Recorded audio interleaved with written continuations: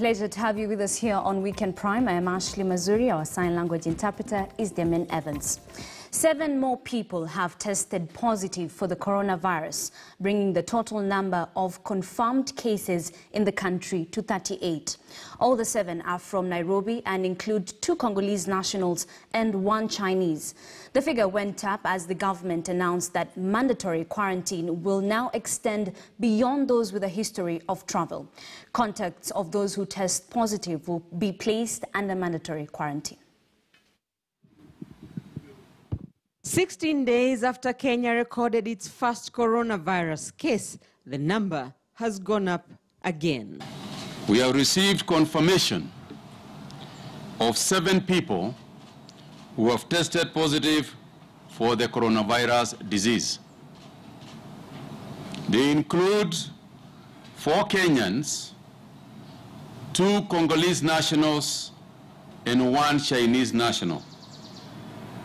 3 are female and 4 males. The 7 were among 81 samples of suspected cases which were tested in the last 24 hours. Out of the 7, 4 had a history of travel from countries with active transmission. 1 had traveled to Mombasa, or 2 did not actually have a travel history but come from contacts. The 7 new cases bring the total number of confirmed cases in the country to 38, 21 male and 16 female patients. All the 7 confirmed cases are from Nairobi County. This now puts Nairobi County as leading with 28 cases. Kilifi with 6, Mombasa with 2, while Kajiado and Kwale have 1 each.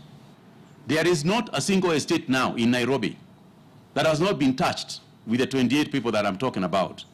Your neighbor could very, very easily be positive.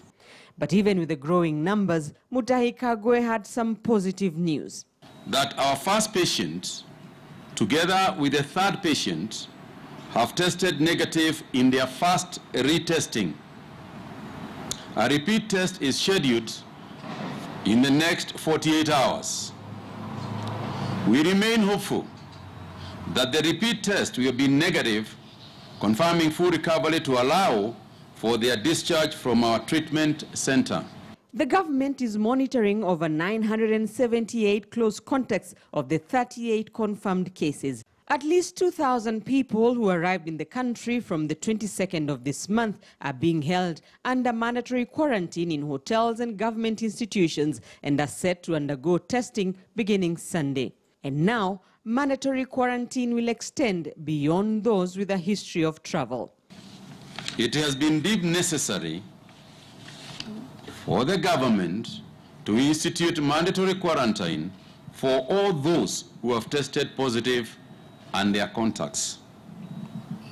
Once you have been identified as a contact to a patient who has tested positive, the Ministry of Health shall send its officials to your house to escort you to a quarantine facility. The government is already monitoring over 900 contacts, with a number set to go up as COVID-19 positive cases increase. Enforcing mandatory quarantine for close contacts will be no easy task for the government. Rita Tinina, KTN News.